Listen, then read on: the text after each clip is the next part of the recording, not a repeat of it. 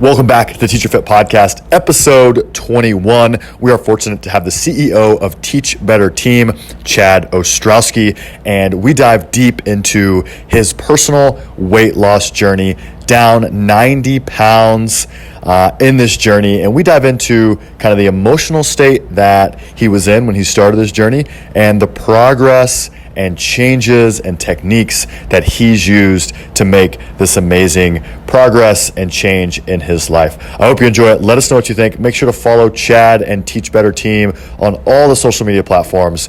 Enjoy the episode.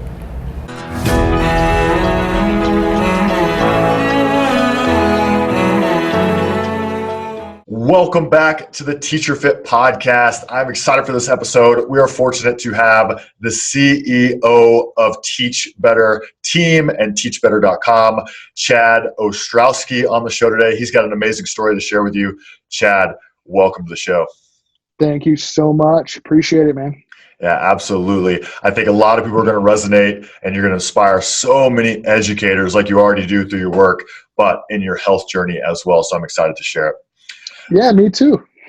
I wanted to start just by giving kind of everyone a frame of reference of how you got involved in education, kind of what that looked like, and then go ahead and lead us all the way through kind of what you're doing now. Yeah, absolutely. So my background in education is in high needs inner city schools. I was a middle school science teacher.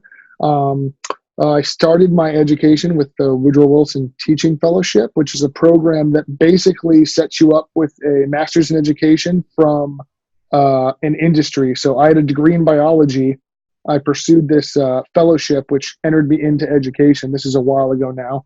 And so I started teaching middle level science. So I spent my entire teaching career in middle level grades and high needs inner city school. And that's really where I stayed my entire teaching career. As I continued working and kind of honing my teaching craft, I started to develop ways to reach the most high need students I had. And eventually I came up with what we now call the grid method, which was a way for my own students to work at their own pace in a self-paced environment with a mastery framework that we call the grid method. And that kind of started to kind of take me out of the classroom a bit. People started asking me to present and share and go to conferences. And if you fast forward about 5 years, now I literally get to travel across the country. I get to talk and work with schools and districts in a bunch of different states and help them just increase achievement. And we've seen great results, and we've been helping teachers, administrators, and schools and districts basically reach more students by giving the students more power. Right. So that's the quick version of my story. And kind of share, obviously you went from kind of just traveling and being a teacher to founding Teach Better. Yeah. Talk to me about that and then kind of the mission of the organization. Sure, absolutely. So I really wish I could sit here and tell you, we came up with the whole Teach Better mindset, myself and my co-founder, Jeff Gargas. We came up with the Teach Better sort of business and company and idea. I wish I could say like I'm just a smart guy and came up with it, but it actually took like the worst year of my entire life. When things were going well, go ahead. No. Okay. Things were going really well for me as a teacher, and then my district kind of switched a bunch of stuff in on me. I ended up at a brand new building with 2 first-year principals, with a student population which was similar in demographic, but didn't necessarily want to be at the brand new school that they were at because they kind of defaulted to this school. So it was one of the most challenging years I ever had. And when I saw the impact that some of the instructional strategies used to work, not working anymore, I started to get really frustrated. My students started to get really frustrated. I had lower student performance than I ever had before. So I really realized something really had to change. And so I started thinking about the big issues I had. And that's sort of where the grid method was born. I realized that my students were frustrated because they weren't, I was moving either too fast or too slow. So they were getting frustrated and causing issues in my classroom, or not understanding the content or material. Or they didn't have any control. So it was all about me and sort of me giving them information as opposed to them having control and also accountability, right, for their own learning. And so after almost quitting teaching, I came back and tried what was not called the grid method at the time, but is now called the grid method. And it started working. Like, my kids started working harder. It started going really well. And once I sort of started, as I said, kind of presenting and sharing this, I realized that there was more to it and I could increase my impact.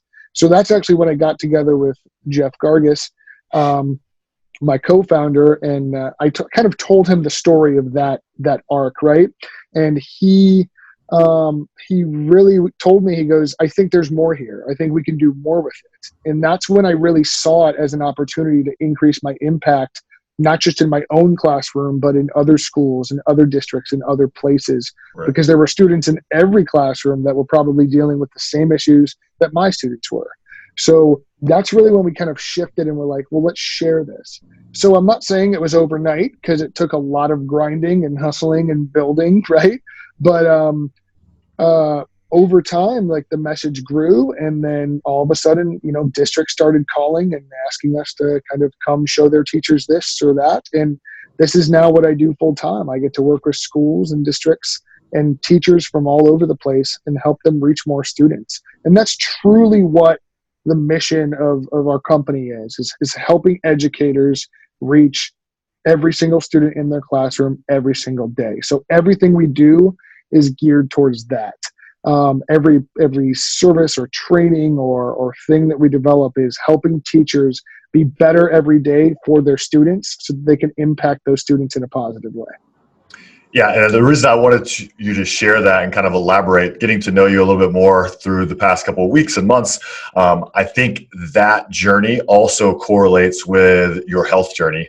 Like, yeah. the first piece being, you had this awful year, kind of a bad experience, and through that kind of turmoil, you've created something better and you've risen above what was going on to make something beautiful that can impact more students and more educators. And I think that's oftentimes what has to happen before we make a health change as well. And I think that's going to kind of connect our stories where people, they put it off and they put it off. And I've really seen educators specifically, they start out, and I've had this conversation multiple times, like, my first year I was really busy and I just started eating kind of bad. And then my second year, just kind of got overwhelmed. I had this happen and I eat a little more, and lo and behold, 3, 4, 5, 6, 7 years in, extremely out of shape, unhealthy. They start having medical issues and everything gets worse. So getting to that kind of rock bottom, I don't know if it was rock bottom for you, but I think people sometimes have to go through that. Yeah, absolutely. So, like, I love that you kind of bridge this gap, because it was almost like two separate journeys, right? Because even though from a professional and a career standpoint, like, things were on the upswing, right? I was getting my message out there. I was working with people, but I was also traveling more. I was also building a business. I was on the road eating in airports and out of the car, right? So like, not only did, like, those difficult years in the classroom, like, I probably gained and got a lot more out of shape than I would have liked, like, while I was sort of creating and developing this, like, in the classroom, those last few years I had in the classroom. But then when I'm sitting here traveling on the road and just kind of working long hours from home, grabbing whatever I can, it got to the point where I just looked at myself and I barely recognized myself anymore.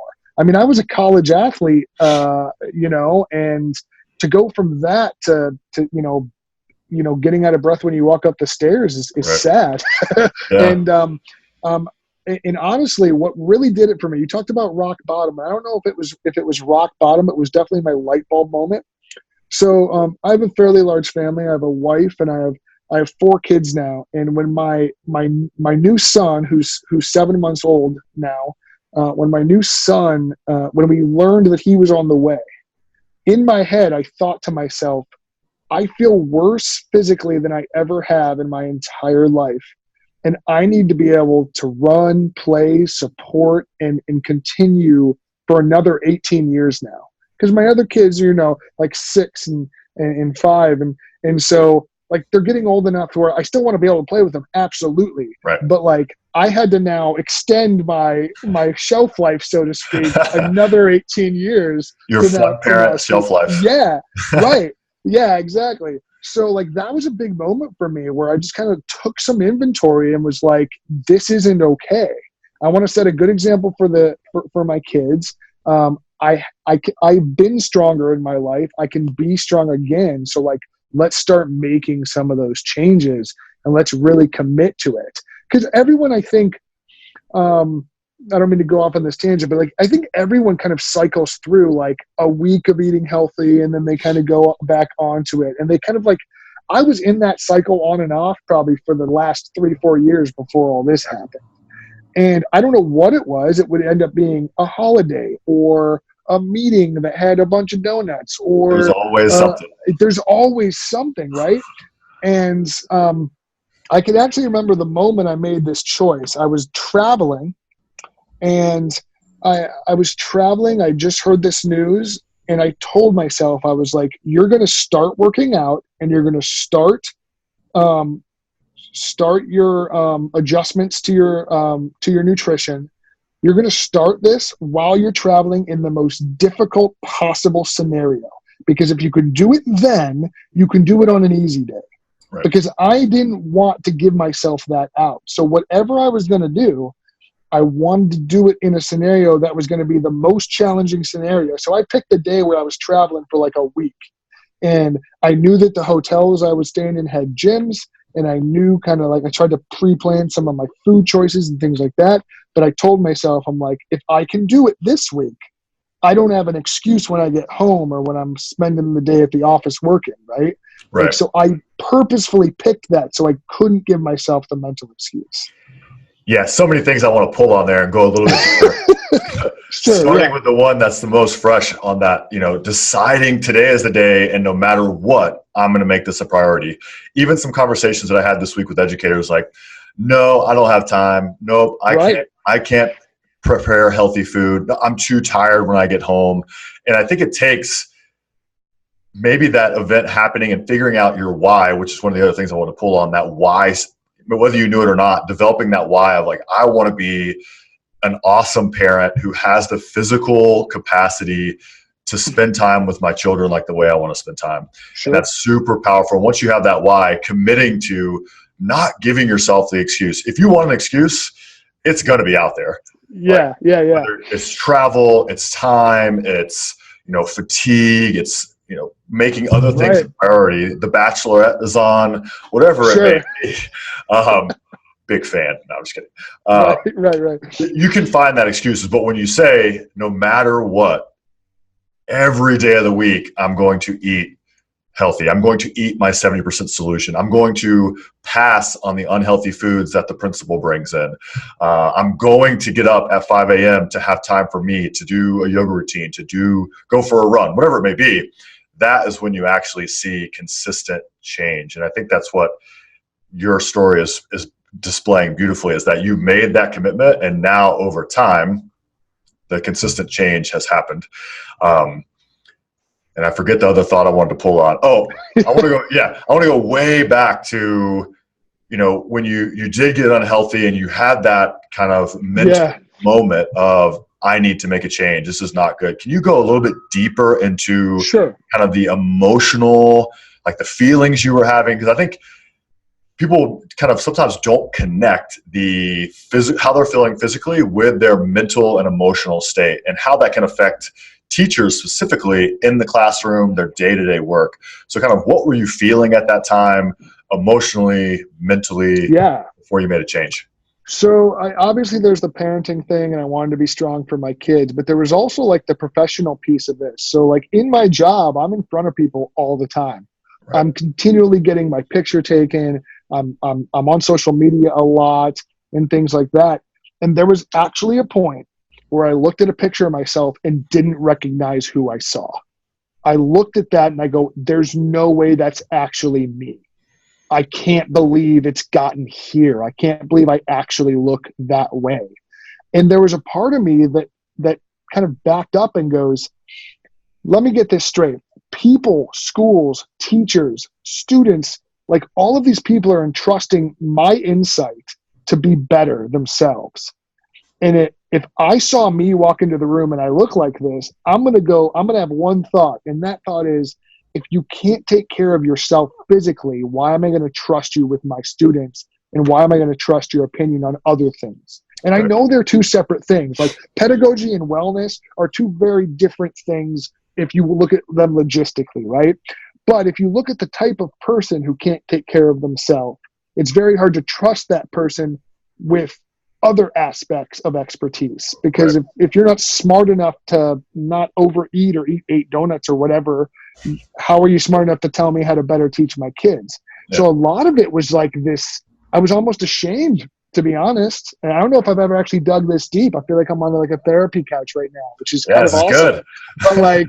but I was sort of embarrassed, man, because I was going out there. I was in front of people doing workshops and trainings and speaking and all these things. And I was embarrassed because I was sitting here going, I know my stuff as a teacher, but like, would I trust me? And I don't want to put a lot on like physical appearance because there's more to it than that. Right. But there's a part of me that goes, if I can't take control of myself and I can't commit to myself for being the best version of myself. I mean, I created a company called Teach Better, which means you're going to be better every single day. And that doesn't have to be limited by education, right? That meant I had to be better in every possible way I could think of.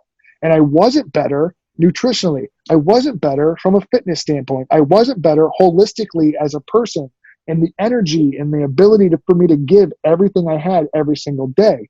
And something I realized very quickly is that if I want to be the best version of myself, so even for teachers, if you want to be the best version of yourself, it's not just about instruction or pedagogy or grading or that new curriculum.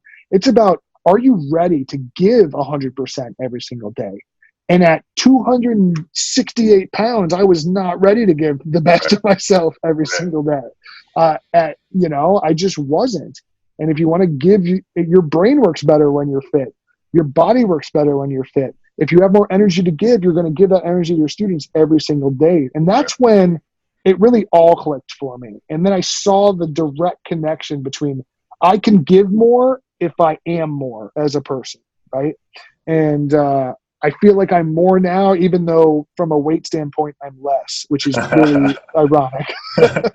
Yeah, I love that. And I appreciate you sharing and kind of digging a little bit deeper. And I love that final quote there. Say it one more time. If I am more. If I am more, I can give more. Correct. If I am more, I can give more. I love it. And that's something I've tried to pass in our messages, is that the healthier and better version you are of you walking into the classroom, just like you said, the more you can give to your students. If I'm tired walking from my car up a flight of stairs to my classroom, I am not mentally, physically, emotionally prepared to bring 100% into the classroom. And it's science. If you're better, healthy, you're better for your students. And that's what we're trying to do. So now let's flip it. You've made these changes, and we'll go into the details of the change here in a second. But tell me now, when you walk into a presentation, you meet with administrators or teachers, how has that feeling changed now that we're down? And we'll go ahead and let the cat out of the bag. How many pounds are you down? I'm down about 90 pounds at this point. 90 pounds of weight loss, a small human off of you. Right. Like both of my kids, actually, especially I was carrying them all the time. Right. So now you walk in. What is that feeling physically? How does that connect to what you're able to do with them? I can come with more energy from start to finish. I can give them more of myself because I'm not tired. I mean, I literally remember, early on in this business, myself and my business partner, Jeff, we would travel all over the place together. And it was a running joke that after a presentation, I would literally take a nap in the car. And it was this really weird, I don't know if I want to admit this on this podcast right now, but it's too late. It's too late. It's already happened. But I would literally just wherever we were driving afterwards, whether it was back to the hotel or whether it was whatever, I would literally pass out. And it was because of the adrenaline, because the energy I gave. And I would just fall asleep because my body was done. I would just, and that was an indication, and I didn't realize it at the time. I was just like, I just gave a bunch, that's it. But that was a huge indication. Like, now I can leave, I can give the same amount of energy, actually probably more energy, to the teachers, and give them more, and still have energy to run my business or plan or talk about the next steps. And it's not like, because here's the reality is, like, the better in shape you are, and the more confidence you have in your ability to be in shape and to do more, the more you can do. So a teacher that ends their school day and they go, I've been on my feet all day, I'm too tired to go to the gym. Well, once you become more fit, you're less tired at the end of the day, so you become more likely to go to the gym. So you're only helping all of these scenarios every single step you take in that positive direction. So I do feel more confident. I like myself in pictures better, which is a super vain thing to say, but like, it was like human nature. I know, but like, it was a huge moment for me when I looked at a picture of myself presenting or doing something. And I was like, that's who I wanted to look like all along. That Right. my clothes fit normal again. Like I feel better. And like, that's going to give you, whether you're showing it or not, more confidence. I don't care who you are. That's going to give you more confidence in whatever you're doing, whether it's teaching kids, being an administrator, or leading a training, like whatever those things are. Like, you're going to be more confident if you feel good about yourself. Right. And that's true. And it doesn't mean you have to look a certain way, but if you feel good and you're happy with yourself and what you look like, and you're confident in that, that's gonna ooze out of you, regardless of where you are in your journey. Yeah, 100%. We don't want to talk about it. And that's what we don't want to constantly bring up, like, oh, personal appearance or physical appearance. But Sure. whether people want to admit it or not, just like you said, if you feel good in your clothes, if you're, that personal appearance builds confidence, whether you're presenting to administrators or you're presenting to students, which we know students can be more honest than anyone. Absolutely. You're gonna carry yourself better, present better, be more comfortable connecting with the people that you're trying to impact every single day. And I think that's super powerful. So let's get into kind of the meat, talking about the changes that you made. I mean, there's no one way to do it, but yours is obviously working. So I definitely want to share it. So you started working out, started changing some nutrition. Talk me through kind of what you started doing physically first, and then we'll talk nutrition. Okay, cool. So in all honesty, for me, like the physical fitness stuff, as well as the diet stuff, it's 100% about routine. So when I started, it wasn't about a program. It wasn't about, I'm going to do X, Y, and Z. It was, I'm going to make it to the gym from this time to this time every single day. It didn't matter if that was a great workout day or if that was a bad workout day. So for the first month or two, and I tell other people this a lot, I was like, focus all your energy on getting the routine down, right? I think they say something like, it takes 21 days or so to create a routine. It takes 2 days to break a routine, or something like that. If I'm quoting that wrong, I apologize. It's out there somewhere. Yeah, just go Google it. But I really focus on that routine. So honestly, I started just get to the gym, and that might have included some light machine workouts with lifting and resistance, and then maybe running half mile. Maybe that's just like what it started as. Yep. And so every day I kind of just tried to keep that routine. So then a half mile became, 3/4 of a mile, then 3/4 of a mile became a mile. And then I kind of kept my strength routine the same, and then would just increase on the running side because I felt like I was doing more with the cardio. That was probably a mental a misconception I had. But so like that was sort of really where it started, was really setting that routine. And then once I kind of had that set is when I started to push myself a little bit further. So then I started really kind of tweaking and working on, increasing my weight and my strength training and getting my reps and my sets like where I needed them to be. And then like I really started to like running more than I thought I ever would. And if I'm going to be honest, I hated running as a college athlete when I played soccer. I mean, I was a goalkeeper, so I didn't have to run a lot in college anyway, but like I I always hated it my entire life. And for whatever reason, I started to gravitate towards like running more, made me feel better. So I wanted to do it more. And so eventually,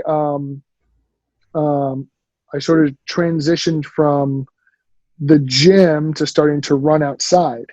And then I started pushing my distance a bit more.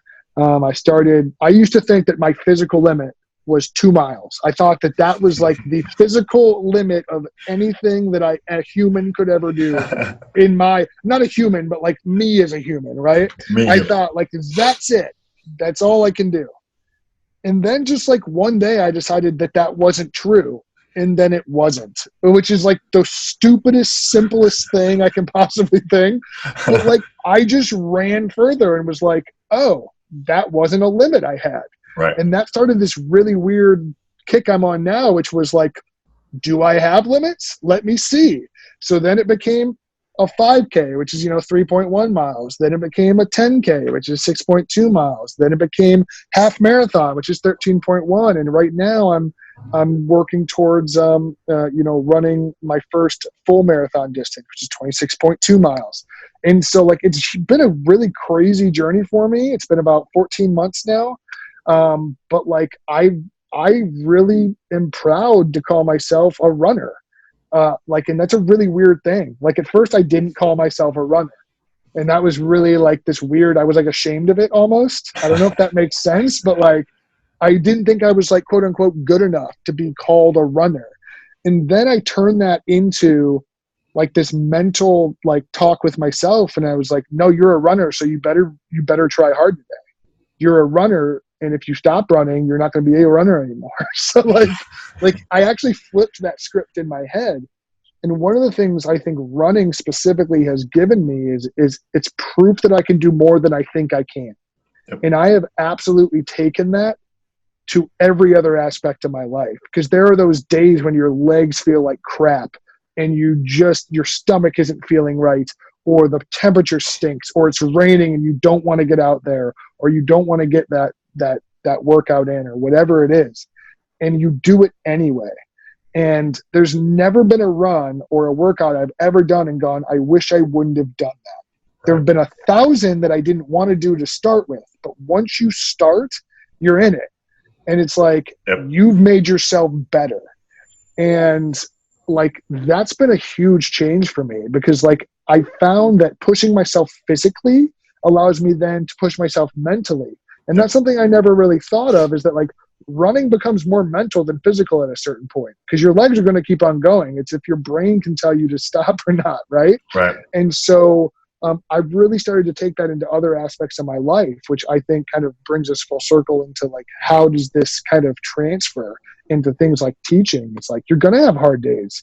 You're going to have days where you don't want to get up or drive to school, or like you have that observation or whatever is going to be hard that day for you as a teacher.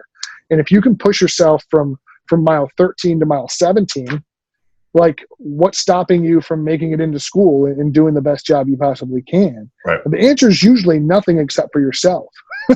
Like, it's up here. It's all mental. Yeah. Yeah, 100%. I think there's so much research, and then obviously so many people that benefit so much from running, specifically physical fitness as a whole, but running as well, because it's just that it's so good mentally to get out there, a long duration. It's probably the only quiet, maybe detached it's therapy. Detached from social media and TV and kids and everything else. It's that therapy session with yourself, that it's just you and your thoughts. And how far can you push yourself, like you're working with, and or how fast can you go, like how fast absolutely can you push yourself on this run, and being able to take that mental and physical training and use it in other aspects of your life is super powerful. So that's amazing. Going for the marathon in a week and a half or 2. We don't have an exact date, but pretty soon. So we definitely want feedback on that. I'll get that to you. Yeah. Tell me now, let's talk nutrition, because I think I'm a big fan of nutrition. I think 85% of weight loss is nutrition. I agree 100%. Cannot outwork a bad diet. And obviously we have a lot of individuals with bad diets. So talk me through where you started, kind of what you're doing now, and what that looks like.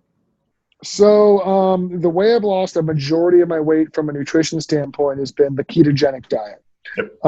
It's a fairly like restrictive diet. It's a very strict diet where you cut out all processed foods, all sugar, and you increase your fat intake a lot, which is contrary to what a lot of people think you should do, which is also why it's not necessarily for everybody, because it's really easy to do this diet wrong. And if you do it wrong, and so if people do it the wrong way and they're getting their fat from really bad sources and they're not getting quality fats like olive oil or avocado or tree nuts and things like that, like you could be doing yourself, even if you're losing weight, you could be doing yourself a ton of harm. So I have a degree in biology. So I started this whole journey with a bunch of research into what can do, what I should do and what I shouldn't do, what I should avoid. And so the first thing I did was I cut out all processed sugar. I think that as a rule is never a bad advice. 100%. Most people who are overweight will lose a decent amount of weight with just that one decision. So not even talking carbs, just like I cut out every bit of processed sugar. I also tried to cut out artificial sweeteners, because something I was doing was I was thinking I was cutting out these processed foods, but I was also drinking diet soda with aspartame, and are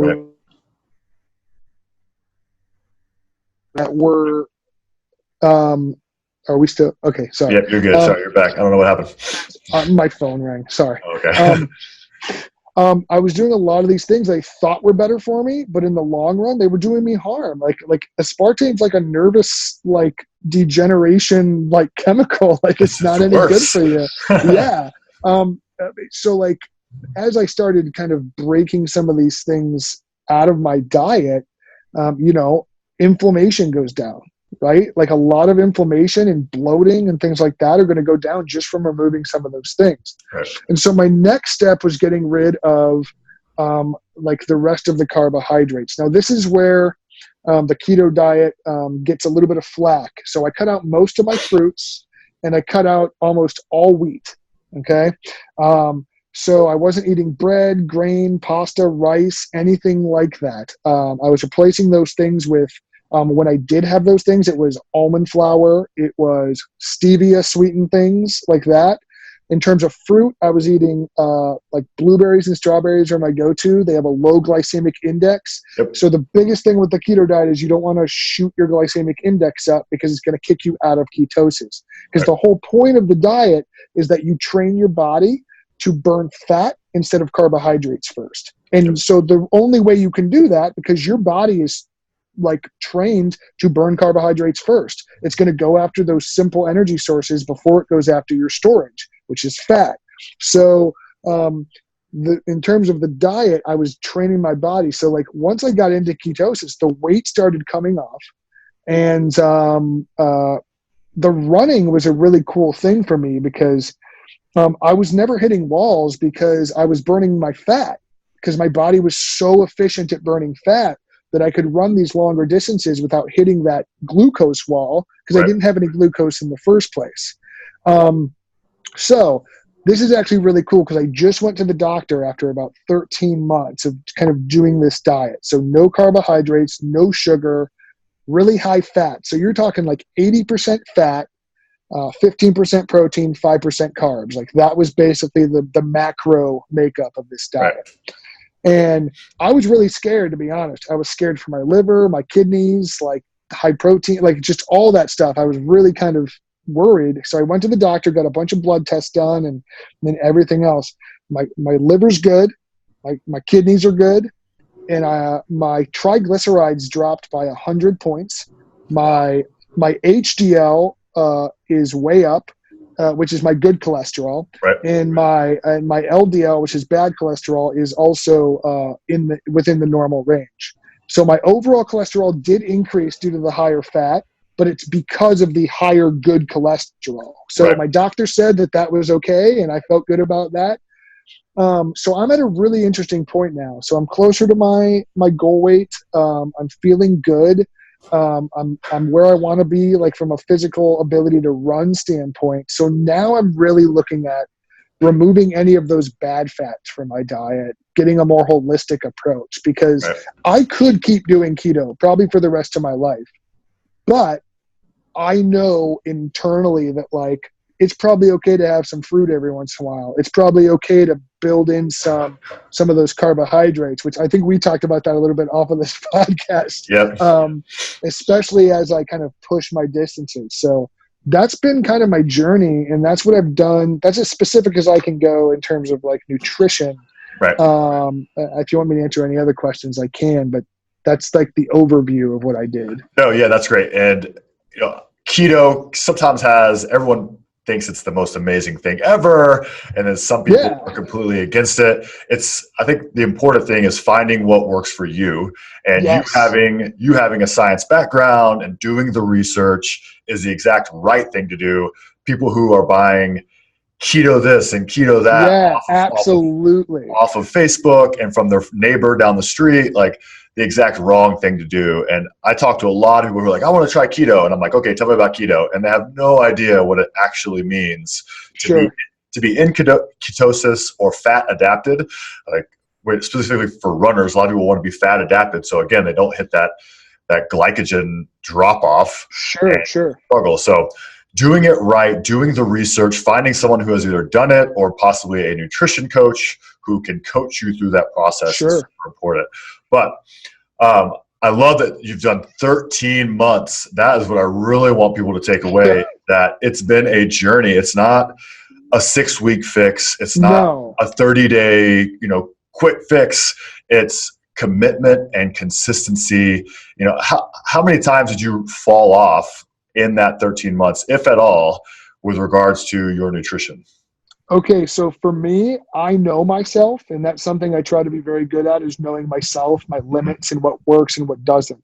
And I know inherently that if I give myself an inch, I will take a mile. Got it. So I can honestly tell you that I have not had like a single donut, a single regular piece of pizza, other than maybe like try this one bite of bread because it's really good, like those random little things. I have not had a true, honest, like cheat meal or crazy go off the thing. Because here's the dangerous thing about ketosis. Here's the dangerous thing about keto in general, if I'm going to be completely honest, if you're considering it or whatever. Your body only maintains that state if you keep your glucose low enough to stay in that state. Right. If I ate like 5 donuts right now, chances are I would wake up tomorrow and be out of ketosis because my body would go, oh, cool, there's glucose in my system glucose now. Again. Yeah. So like I'm just going to not be in ketosis now. And the problem there, and I love that you mentioned the longevity of it, because this really convinced me that like it's never about a diet or changing one thing. It's about changing your lifestyle around it so you can maintain it. Because like I tell people a lot, and I also like that you said it's not about doing keto, it's about doing what works for you. Because if you can't maintain something, you shouldn't do it. If it's not easy or practical for you to maintain this, you shouldn't do it. Correct. Because it's not about what works for someone else. It's about what works for the individual. So in terms of falling off the wagon, man, I'm pretty proud to say that I really haven't. I've stuck to it. But like I also know my limitations because of that. And now I'm at a really solid place where I'm so far into this lifestyle change that I'm comfortable being more flexible for healthy transitions, right? So maybe now maybe I want to transition out of full ketosis and go low to moderate carbs, cycling with my physical activity, but still keep processed and crappy sugar out of my diet, and still keep and not make bread or carbs a main focus of my meals. But maybe I'm going to add some carbs before or after my long runs or something like that to kind of refuel myself. Because I honestly, I'm at a plateau at this point. Like I probably haven't lost any weight for the last like month and a half, 2 months, which is another thing. Like if I would just go, forget it, I'm going to go back to eating normal. It's not working. Like it's not working. I would literally probably gain 10, 15 pounds in the first month, like without question. Easily. And so that's why those lifestyle changes, I think, are more important than what those changes are, right? Like, Right. it's about shifting those things that are manageable to you. And it's really, I think, and now that I'm just putting this together with some of your thoughts, I think it's more about making the shift in how you perceive these things, instead of them being short fixes, being, this is who you are, this is Right. how you are, not this is what I do for the next 3 weeks, because it's never about 3 weeks. Yeah, that was the quote I was thinking of in my head. It's like, don't think of the things you have to do. Think of who you have to become to achieve I love that. goals, right? Like, you had to change so many things to make this happen. And if you just do some things for 30 days or do some things for whatever, 6 weeks, you didn't really change anything. And that's what, 85% of people who lose weight gain it all back or more. Right. So because they didn't change mentally, they weren't mentally prepared. Maybe they hadn't had that aha moment or that rock bottom to actually make that sustainable change, to change who they were, to get the results they wanted and keep them for long term. So definitely a powerful message. So tell me, we started 265, you said 268? I think that's about it. Yeah. Actually, that's actually a huge, really funny story. The scale I originally started weighing myself on, I found out like halfway through my journey that it was like 18 pounds off. And like, mentally, that was probably one of the big, you talked about hurdles. That was a huge hurdle for me. And I was putting a lot of value on that number. And I literally got a new scale. I kind of made sure it was accurate and everything, and realized that I thought I was 18 pounds lighter than I actually was. Wow. And it was like this horrible thing. And it was one of those weird things where I was like, yeah, but it's okay, because I'm doing the right things. I'm going to keep on doing the right things, because it's not about the number. I know I've progressed. I know I've become better. So like, let's focus on that. Yep. And so that was a big step for me, because if that would have happened like the first 2 months, I don't know if I would have been able to come back from it. I got to be honest with you. That's mentally challenging. Very cool. And we're going to get you to that 100. I got some ideas we're going to work on. All right. 100 pounds. I love it. Let's do it, man. I'll come back on when I hit my 100-pound mark. Perfect. So you got some cool stuff coming up, I know, with Teach Better. So if you could kind of share that, so people who are listening to the podcast can kind of hop on. Absolutely. So, the first thing is we do training and we work with schools and districts across the country. So a lot of schools are getting started and need those types of things. So we're always doing that. But up and coming, we have a brand new book being released in September, just called Teach Better. And it's really just about practical ways that you can be better every single day. And sort of the tagline and the thing that our mantra is, be better today than you were yesterday, and be better tomorrow than you are today. And that's just something that it's a focus. And if you're always doing that as a teacher, you're going to be better off. So the book is filled with practical ideas on how to do that. Stories of when myself and my team have just failed miserably and how we came back from some of those things. Because I think there's power in those failures always. And if you view failure as an opportunity, you're always going to be better for it the next day. Absolutely. So that book is going to be coming out in September, and that's going to be through Dave Burgess Consulting. So if you're into like the Teach Like a Pirate, sort of that whole brand, that's who's going to be publishing it. It's going to be available nationwide at Barnes & Noble and on Amazon coming this September. And we also have a conference, teachbetterconference.com. If you want to register for that, we have Dave Burgess himself coming. We have some national speakers. I think you're actually coming to the conference as well. I am coming as well to lead some workouts. Yeah, absolutely, which I'm super excited about. You're going to have to put me through one of your workouts. It's going to be amazing. Yep. I'm just pretty excited about that. So that's going to be November 8th and 9th in Akron, Ohio. So yeah, we got a lot of really exciting things coming up. And there's a lot going on, but it's just about kind of taking it day by day and continuing to try to help people. So yeah. Absolutely. And you being at your best makes it all the easier. It does, man.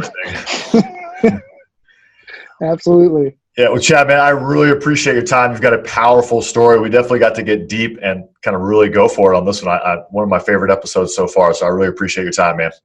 Yeah, absolutely. Thank you. I appreciate it. Oh, one last thing, where can everybody find you and follow everything that Teach Better is doing? So at Teach Better Team on any social media platform, just Teach Better Team. If you search that or put the little @ sign in front of it. I'm at Chad, CHAD, Ostrowski, OSTROWSKI. And you can get more information about what me and my team do at www.teachbetter.com. Awesome. And I'll make sure to link all of that in the show notes. You guys definitely check them out, follow them. They host some awesome chats on social media, all the channels, and definitely a lot of good information out there for you guys. So I appreciate it, man. Have a great day, and we'll be back on for that 100-pound marker. Sounds good, man. Awesome.